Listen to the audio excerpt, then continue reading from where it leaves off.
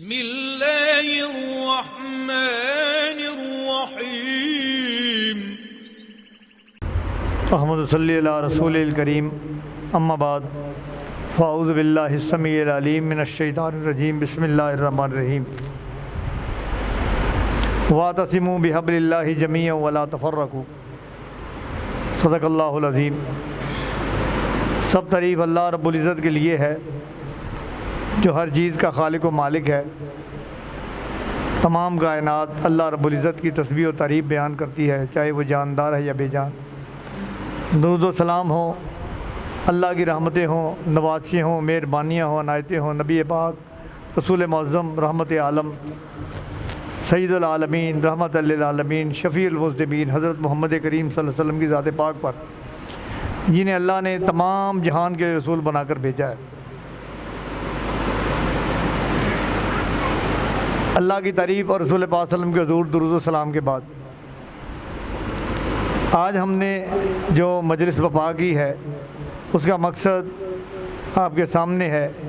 کہ اس وقت مسلمانوں پر ایک کڑا وقت آیا ہے کہ جب فلسطین کے مسلمانوں کو مارا جا رہا ہے، قتل کیا جا رہا ہے، وہ کٹ رہے ہیں، پٹ رہے ہیں۔ ایسے میں چونکہ مسلمان ایک ملت ہیں اور اس طرح کفر بھی ایک ملت ہے، ہم نے شہر سے مختلف احباب کو، مختلف جماعتوں کو جمع کرنے کی کوشش کی ہے تاکہ ہم اپنی آواز جو ہے وہ آپس میں ہم آواز کریں اور آگے اپنی بات کو پہنچائیں، کیونکہ قرآن یہ کہتا ہے کہ لا یحب اللہ الجہر بالسوء من الظلم لا یحب اللہ الجہر من القول الا من ظلم۔ اللہ تعالیٰ اس بات کو پسند نہیں کرتا کہ کوئی بری بات کو ظاہر کیا جائے، لیکن جس پر ظلم ہو تو وہ احتجاج تو کر سکتا ہے، وہ اپنی آواز تو بلند کر سکتا ہے۔ تو بات یہ ہے کہ ہم جہاں تک ہمارا بس ہے، ہم جو کر سکتے ہیں ہم ان کے لیے دعا گو ہیں، ہم ان کے لیے آواز بلند کر سکتے ہیں۔ تو اسی مقصد کے لیے دوستوں کو مل بیٹھنے کی طرف توجہ دلائی ہے کہ تاکہ ہماری آواز جو ہے وہ آگے پہنچائی جائے کہ مسلمان ایک دوسرے کے دکھ کو محسوس کرتے ہیں، وہ ایک دیوار کی طرح ہیں، جس طرح دیوار میں اینٹیں ایک دوسرے سے ملی ہوتی ہیں، اس طرح مسلمان بھی آپس میں اکٹھے ہیں، ملے ہوئے ہیں۔ وہ بات الگ ہے کہ ہر ایک کا اللہ تعالیٰ نے بنایا ہے، مختلف ذہن ہیں، مختلف نظریات ہیں، خیالات ہیں، لیکن ہمیں جس چیز نے اکٹھا کیا ہے کہ ایک ہی سب کا نبی، دین بھی، ماں بھی ایک، حرم پاک بھی، اللہ بھی، قرآن بھی ایک، کچھ بڑی بات تھی ہوتے جو مسلمان بھی ایک۔ تو ہم اللہ کے فضل سے ساری باتوں کو بلاتے ہوئے ہم جو ہیں اس وقت مسلمانوں پر کڑا وقت ہے، آزمائش ہے، تو اللہ تعالیٰ سے دعا کرتے ہیں، ہم خود بھی کہ کہتے ہیں کہ یا اللہ مسلمانوں پر اپنا رحم فرما۔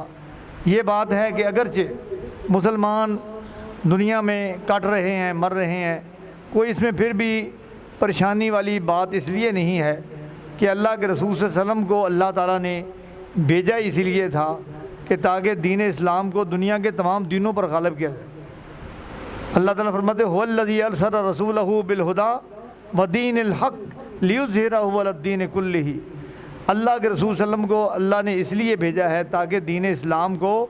غالب کر دے تمام دینوں پر۔ اور رسول پاک صلی اللہ علیہ وسلم فرماتے ہیں الاسلام یعلو ولا یعلی علیہ، اسلام غالب ہونے کے لیے آیا ہے، مغلوب ہونے کے لیے نہیں آیا۔ ظاہری طور پر تو مسلمان پس رہے ہیں، وہ مغلوب ہیں، لیکن انشاءاللہ ایک وقت آئے گا جب اسلام کا غلبہ ہوگا، ساری کائنات میں، سارے جہان میں اسلام ہی ہوگا۔ یہ یہود و نصارہ کبھی بھی مسلمانوں کے دوست نہیں ہو سکتے، اور قرآن نے کہا لا تتخذوا اليہود والنصارى اولیاء، یہود و نصارہ کو دوست نہ بناؤ، یہ آپس میں ایک دوسرے کے دوست ہیں، ہمارے یہ دشمن ہیں، نہ یہ ہمارے قبلے کو مانتے ہیں۔ جب رسول پاک صلی اللہ علیہ وسلم مدینہ میں ہجرت کر کے گئے تو 17 نمازیں پڑھتے رہے اللہ کے رسول صلی اللہ علیہ وسلم اس بیت المقدس کی طرف، قبلے کی طرف۔ پہلے قبلہ جو تھا اللہ تعالیٰ کا حکم آیا، قبلہ تبدیل ہو گیا، تو ان لوگوں نے اس بار پر اعتراض کیا کہ یہ کیا بات ہوئی، انہوں نے قبلہ تبدیل ہو گیا۔ تو یہاں تک یہ انہوں نے کہا کہ جن لوگوں نے پہلے قبلے کی طرف نمازیں پڑھی ان کا کیا بنے گا؟ تو اللہ تعالیٰ نے فرمایا کہ وما کان اللہ لیضیع ایمانکم، اللہ تمہاری نمازوں کو ضائع نہیں کرے گا۔ تو بہرحال نہ وہ ہمارے قبلے کو مانتے، نہ ہمارے پیغمبر کو مانتے ہیں صلی اللہ علیہ وسلم، تو ہمارا ان کے ساتھ کوئی تعلق نہیں ہے دینی لحاظ سے۔ دنیاوی لحاظ سے کاروبار حکومتوں کے ہوتے ہیں، لیکن جو ان کے اندر بات ہے وہ دین اسلام کی دشمنی ہے، اسلام کو پسند نہیں کرتے۔